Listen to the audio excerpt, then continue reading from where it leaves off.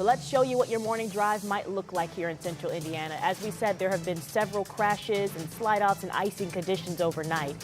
There are also many delays this morning for schools. You'll want to check that out. They're scrolling at the bottom of your screen.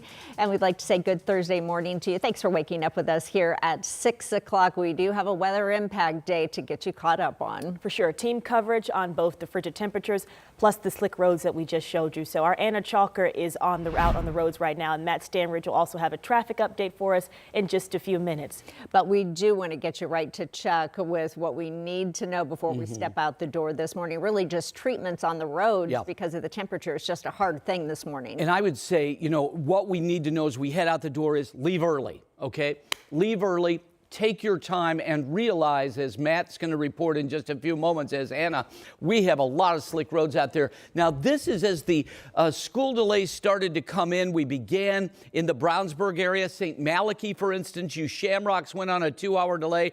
And then it just took off. So now we're at 55 school delays, and I honestly believe we may see a few more. A lot of these are to the south of Indianapolis right now. And this is why. This is the west side of Indy at the Country Club of Indianapolis. But about 2 to 4 inches of snow fell in this narrow strip on the west side. So this is Wayne Township. This is off Country Club, which of course goes into Dandy Trail just south of the Eagle Creek Airport. That gives you an identifier. Now, this is a look at Greensburg. And again, we have a bunch of delays in areas from Greensburg on to the west. So the southern flank of our viewing area is where we're seeing a lot of these. Not much flurry action remaining out there. I think we're going to see some lingering flurries, but man, is it going to be cold. Look at the cold weather advisories and extreme cold warnings throughout the United States. Right now, we continue to experience a drop in temperatures. 4 degrees in Indy, 5 in Chicago, 13 degrees in Louisville. And as we go through the day today, we're going to watch these temperatures go into the 20-degree area, and we'll have much more in a few minutes. Matt, let's get a check of traffic, and there's a lot going on. Yeah, I want to take you to the west side of the city. This is probably our biggest accident right now, and actually our own Anna Chalker, she's on the west side of the city too. You're going to get an update from her in about a minute. This is the accident that is really slowing down traffic in the northbound lane. So you're looking south. This is at 21st Street. These folks are headed northbound towards the Speedway. These folks headed southbound towards 10th Street, exit for Ben Davis. It's the northbound lanes where we've had a multi-vehicle accident there, really causing a huge slowdown. We've got maybe 2, maybe up to 3 lanes open, but this is a big part of the interstate where you've got like 5 lanes as you're passing Ben Davis. But roads are slick out there this morning. Look how they kind of shimmer. And then this is some good news, but I also want to show you kind of the aftermath. This is a live look there in Marion. This is State Road 18 as you're looking along I-69 North. Look at all the tire tracks from the snow and kind of the damage done to the guardrail there. We had a bigger accident earlier this morning that has been cleared, but look at these roads. They're continuing to be a little bit slick. A lot of times you're going to be able to get to where you need to go as long as you just take a little bit of extra time. Someone who's taking a little extra time this morning, our very own Anna Chalker. She's been watching road conditions. Anna, what are you seeing out there this morning? Well, Matt, we are up. We actually just passed the crash. I will let you know here on 465 this morning. And we've seen quite a few on 465. I want you just to kind of look in front of us right now where we are, 465 south on the west side. Traffic is moving pretty well, but on the other side, the northbound lanes, there is some backup. Like you were mentioning that multi-vehicle crash. I'll tell you, we pulled up on that crash just a few minutes ago. 3 cars that we could see with a lot of damage because these roads are slick. It is very hard to really just kind of judge how slick the roads are because it may just be dark in front of you. You may not be able to see. So please be with caution. Again, we are pulling up to that crash right now. You may not be able to see it just due to the block in the way, but I can tell you traffic is backed up pretty far. We were checking on the map. It's backed up a couple exits just due to how large this crash was and how much room it took over on 465 throughout the rest of the morning. But we've been checking in on all these areas right now. The majority of the crashes we've been seeing as we've been driving have been on 465, but we know it's been pretty much everywhere this morning because of those slick spots that are just kind of popping up that people don't see. And a lot of the areas also have snow on top of those slick spots. So again, a hard thing to pay attention to, but we're going to keep checking in on road conditions, checking in on the updates of this crash and the other one we just passed, but we'll have that coming up for you guys at 6:30. Yeah, certainly slow going and use caution. Thanks so much, Anna.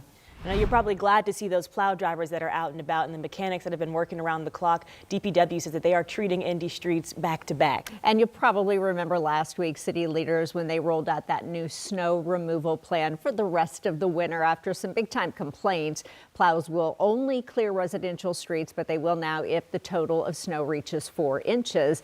But this really follows a frustrating couple of weeks in January when 13 News learned more than 1,000 miles of residential roads were not included in the city's snow removal plan. And this is not the end of it. We still have more cold weather, got some more snow ahead for you, but some warmer days next week. Of course, you want to look ahead to that, but make sure you have Live Doppler 13, that weather app on your phone, as we track more of these snow chances today. This is a free download in the App Store. Well, 6:05 in this morning, we're hearing from Lawrence police after a violent confrontation between officers and a suspect. The incident ending with one officer on leave this morning as they investigate. Well, police records are providing some more insight into this event. The incident happened Tuesday at the Walmart on Pendleton Pike. Court records reveal that officers saw a man parked in the fire lane there.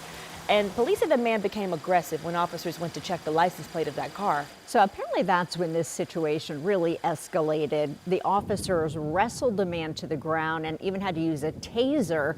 One of the officers allegedly threw multiple punches at that man. And last night, Police Chief Curtis Bigsby acknowledged the incident during the city council meeting.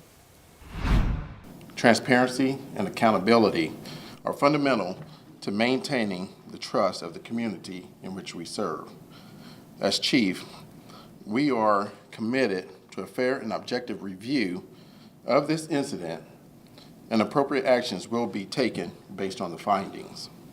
Well, as they do their own review right now, anyone with any information about this incident is asked to come forward and speak to Lawrence Police. And 13 News has put in a request to see that officer's body camera video of that night. Right now, Metro Police are trying to figure out how a man ended up dead behind a shopping center. Police tell 13 News that someone discovered that man's body yesterday in a car off of Shelby Street near US 31. That is on Indy's south side behind the Greenwood Place Shopping Center. We have reached out to police to see if they can share any leads in the case with us. The Marion County coroner is now working to figure out that person's cause of death. Well, this morning, Perry Township schools are facing 2 lawsuits alleging a culture of violence. 2 families are now suing the district, claiming leaders didn't stop bullying, which landed one student in the hospital. So one of the students is a 6th grader at Rosa Parks Elementary. The other is an 11th grade student at Perry Meridian High School. Their families say the students were bullied and hurt relentlessly. The 11th grader actually even ending up in the hospital. Families should not be sending their child to school and having them come home with permanent facial injuries or traumatic head injury. I don't think any of us want that for our children, and it's terrifying for families. So the families claim Perry Township schools ignored warning signs of that bullying and even complaints from parents.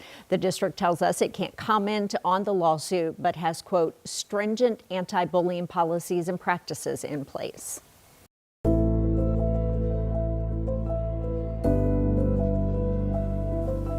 Tomorrow, a 2-hour Dateline episode will take an in-depth look at the Delphi murders. Dateline gave 13 News some behind-the-scenes access as they were putting this show together. Andrea Canning talked with people closest to the victims and to the investigation, attorneys, officers, and family members. It's been 8 years since Abby Williams and Libby German were murdered while out for a walk. Libby's grandparents recalled the desperate search for the girls.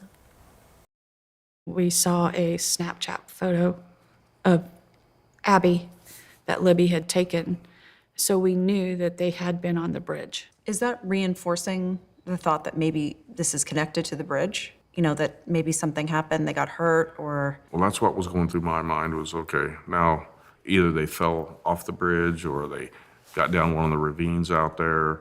Is panic setting in? I just knew that something wasn't right. And it wasn't. Something indeed did go very wrong that day during that walk through the woods. You can see this all-new 2-hour Dateline special at 9 o'clock Friday night. And then after, there's a behind-the-scenes look at how Dateline is made here on 13 News at 11. Volunteers this morning at Indianapolis Animal Care Services are still pushing back over its new leader. Right now, Kelly Diamond is running the shelter on an interim basis. But during a committee meeting last night, Diamond weighed in on the state of animal care services.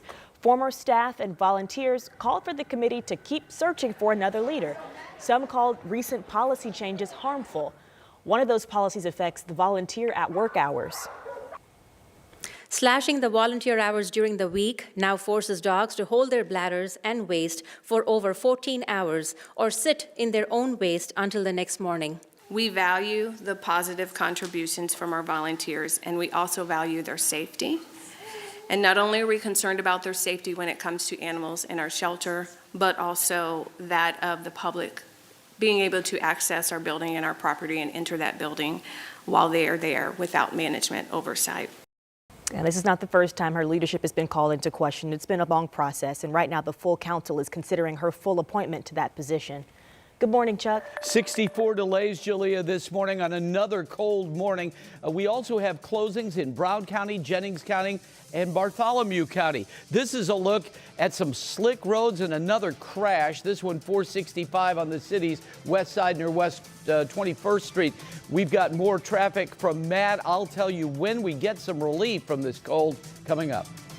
Oh, it's a war of words. President Trump is calling out the Ukrainian president as a peace deal is in the works. At 6:15, the battle brewing between these two leaders.